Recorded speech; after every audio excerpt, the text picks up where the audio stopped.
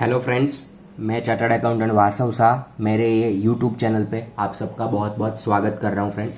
Friends मेरे ये channel पे आपको 11th-12th Gujarat board English and Gujarati medium के प्रैक्टिकल सब्जेक्ट्स के वीडियो मिलेंगे। साथ ही साथ BCom MCom only English medium Gujarat university के प्रैक्टिकल सब्जेक्ट के वीडियो भी मिलेंगे। फ्रेंड्स, अगर आपको मेरे ये वीडियोस पसंद आ रहे हैं तो आप शेयर कीजिए, लाइक कीजिए, सब्सक्राइब कीजिए, आपके फ्रेंड्स को भी इनवाइट कीजिए। और हाँ फ्रेंड्स, अगर आपको वीडियोस पसंद नहीं आ रहे तो आप अनलाइक का बटन भी दबाइए और कमेंट में आपके सजेशंस भी लिखिए, ताकि मैं फ्यूचर में जब भी वीडियो बनाऊं तो मैं इम्प्रूवमेंट कर सकूं। फ्रेंड्स, ये आपका 12th कॉमर्स का फर्स्ट लेक्चर होगा, अकाउंट का पार्ट 1 का। नाउ सबसे पहले before I start any chapter in this subject, मुझे आपको बहुत ही इम्पोर्टेंट चीज़ बतानी है।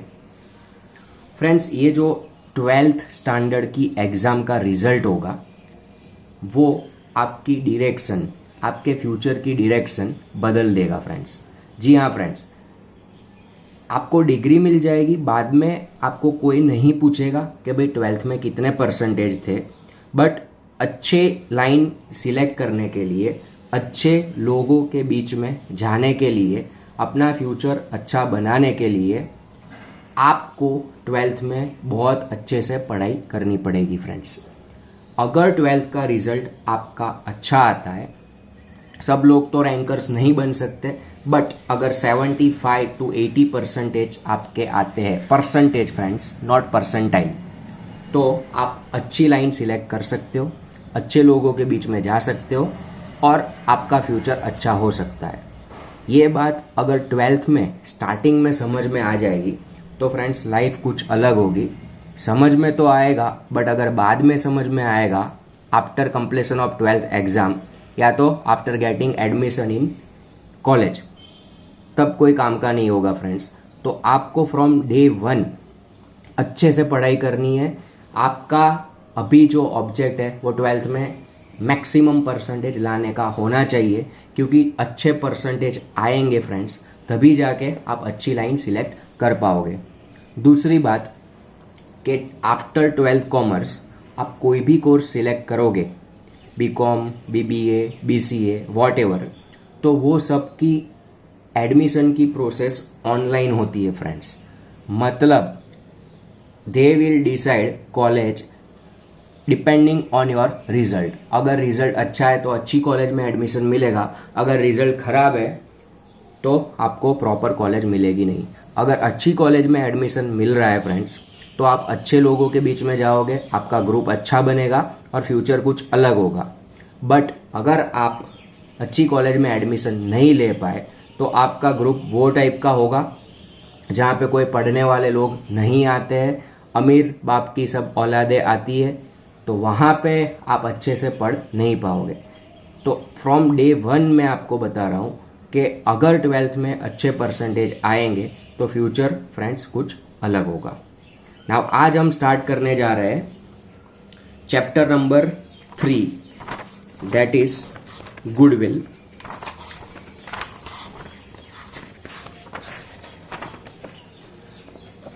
Name of chapter number 3 is valuation of goodwill, friends.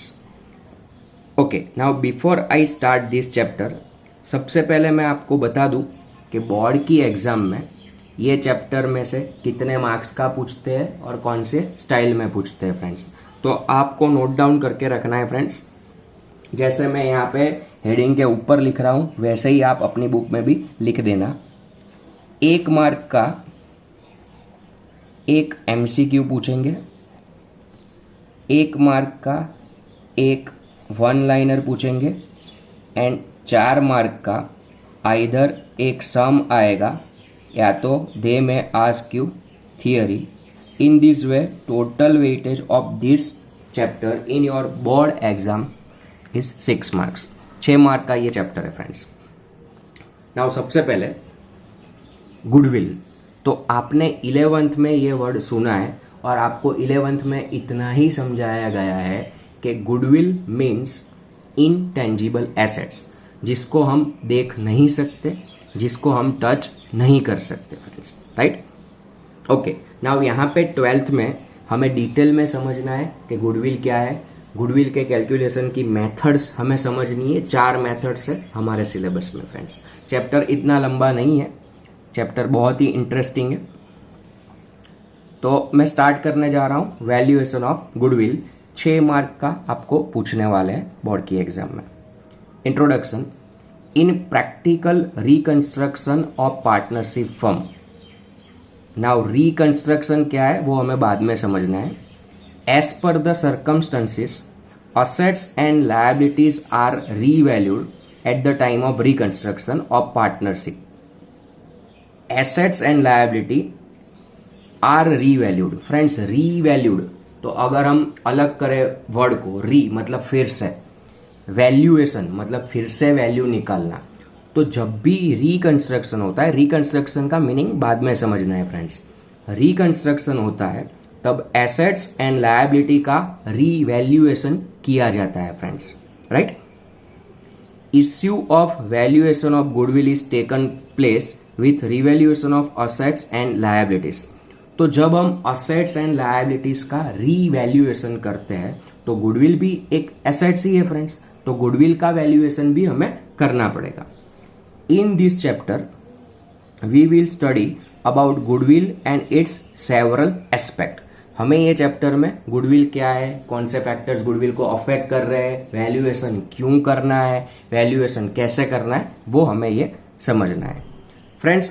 मैं आपको इन्फॉर्म कर दूं कि जो चैप्टर नंबर 1 एंड 2 है उसका चैप्टर नंबर 3 से कोई कनेक्शन नहीं है friends. Firm has 2 types of assets. कोई भी फर्म की आप बैलेंस शीट देखोगे तो उसमें 2 टाइप की असेट्स होती है, non current asset and current asset. हमने ये दोनों डेफिनेशन 11th में पढ़ी है। करंट एसेट्स मतलब less than 1 year and non current asset मतलब more than 1 year. Intangible assets, fix assets and long term investment are included in non current asset. तो friends, हमने 11th में बैलेंस शीट पढ़ी है, वहां पे हमने बैलेंस शीट के फॉर्मेट में नॉन करंट एसेट्स के हेडिंग में ये 3 पढ़ा है। intangible assets, fixed assets that is tangible and long term investment. Goodwill, patent, trademark, copyright etc. are included in tangible assets. Intangible assets, तो ये इसके अलावा और भी एक वर्ड आता था 11th में, फ्रेंचाइजी, लाइसेंस एक्सेट्रा। तो ये जो भी वर्ड्स दिए गए they are intangible friends. What is intangible? जिसको हम देख नहीं सकते, जिसको हम टच नहीं कर सकते। These types of assets cannot be seen but they have value in market. इसको हम देख नहीं सकते बट मार्केट में इसकी वैल्यू होगी। Goodwill is also an intangible assets which can not be seen but it has its value. Goodwill भी intangible asset है जिसको हम देख नहीं सकते बट मार्केट में उसकी वैल्यू है। Over a period of time, जैसे जैसे टाइम जाएगा, well established business develops an advantages of good name, reputation and wide business connection. जो भी अच्छा बिजनेस होगा उसको फायदे मिलेंगे। किसके फायदे मिलेंगे? उसका अच्छा नाम होगा, मार्केट में रेप्यूटेशन होगी, लोगों के साथ अच्छे से बिजनेस कनेक्शन होंगे, कस्टमर के साथ भी हो सकते हैं। विच बेनिफिट्स द बिजनेस, ये 3 की वजह से उसका बिजनेस और आगे बढ़ेगा और फायदा मिलेगा बिजनेस को। In accounting, monetary value of such advantages is known as what? Goodwill. तो ये जो advantages मिल रहे हैं because of 3 things. Which 3 things, friend? Good name, reputation and business connection. Business को जो भी advantages मिलते हैं that is known as goodwill. तो ये बेसिक मीनिंग दिया गया है गुडविल का। नाउ एग्जाम में आपको अगर गुडविल का मीनिंग पूछे तो क्या लिखना है? सबसे पहले, in simple words, goodwill is an intangible asset which shows the reputation of firm in the market. Market में हमारे फर्म की, हमारे बिजनेस की reputation, that is known as what? Goodwill. And goodwill is which type of asset friends? Intangible assets. तो अगर simple language में translate करके बताऊं तो मार्केट में हमारे बिजनेस की जो रेप्यूटेशन है, जो इज्जत है, जो प्रतिष्ठा है, that is known as goodwill. Now friends, अगर आपने आज बिजनेस स्टार्ट किया है तो आज की आज तो रेप्यूटेशन बनने वाली है नहीं। तो ये हमें याद रखना है कि जितना पुराना बिजनेस होगा उतनी गुडविल ज़्यादा हो सकती है, नए बिजनेस की गुडविल इतनी होगी नहीं, क्योंकि बिजनेस जस्ट अभी अभी स्टार्ट किया हो तो मार्केट में इतने बिजनेस कनेक्शंस नहीं होंगे, रेप्यूटेशन नहीं होगी, नाम भी अच्छा नहीं हुआ होगा, right friends. Okay, next, goodwill is the value of reputation of firm. वही का वही फिर से लिखा है, it is value of reputation of firm in respect of profit earning over and above the expected profit. Now ये example से हमें समझना है फ्रेंड्स, क्या लिखा है अच्छे से हमें समझना है। Let me give you simple example.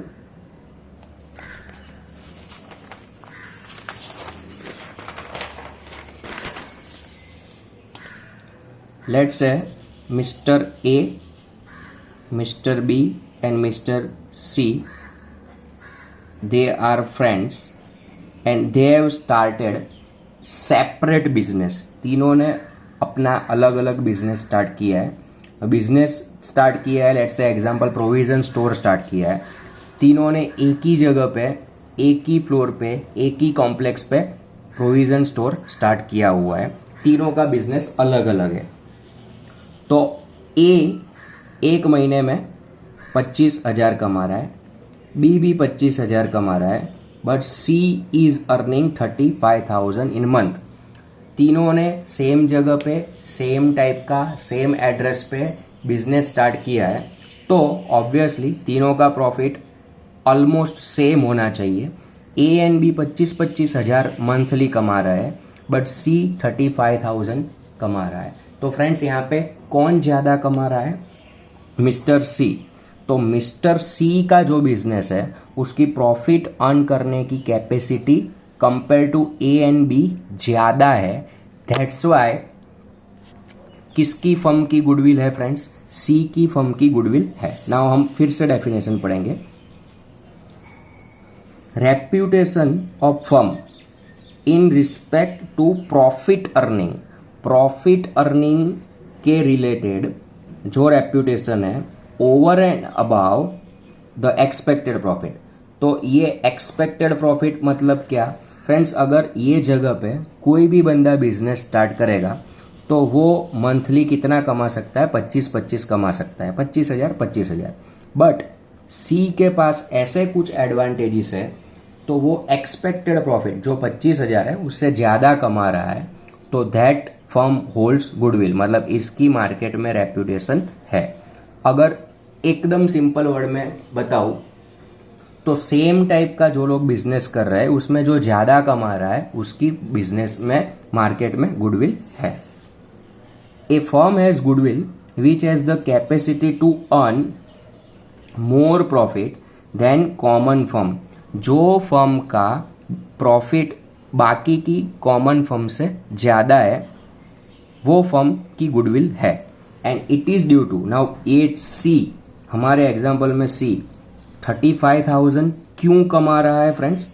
क्योंकि उसकी खुद की रेप्यूटेशन है, उसके कस्टमर स्टेबल है, उसको छोड़ के नहीं जा रहा है, and there are so many other reasons also.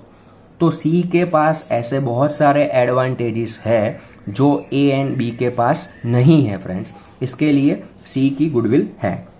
Value of goodwill depends on profit earning capacity of the firm. ये एक मार्क में आपको पूछ सकते हैं कि कोई भी बिजनेस की गुडविल किस पे डिपेंड करती है? On profit earning capacity of the firm. जो फर्म का प्रॉफिट ज्यादा होगा तो वो फर्म की गुडविल होगी, या तो मैं रिवर्स बोलूं कि गुडविल होगी तो प्रॉफिट ज्यादा होगा। In short we can say that goodwill does not exist in those business which earn normal profit और इंकर लॉस। जो बिजनेस में नॉर्मल प्रॉफिट है, like in our example A and B is earning 25,000, तो A and B की goodwill नहीं है। Goodwill is shown in balance sheet on asset side under which head non current assets as a intangible assets. This में be your 1 mark question. Balance sheet में कौन से head में? Non current assets में intangible assets के head में goodwill show होती है। तो फ्रेंड्स ये गुडविल का मीनिंग है। नाउ नेक्स्ट वीडियो में हम समझेंगे factors affecting valuation of goodwill, या तो कौन से फैक्टर्स गुडविल को अफेक्ट कर रहे हैं फ्रेंड्स। आई होप फ्रेंड्स पूरा मीनिंग आपको समझ में आया होगा with example. Thank you so much friends.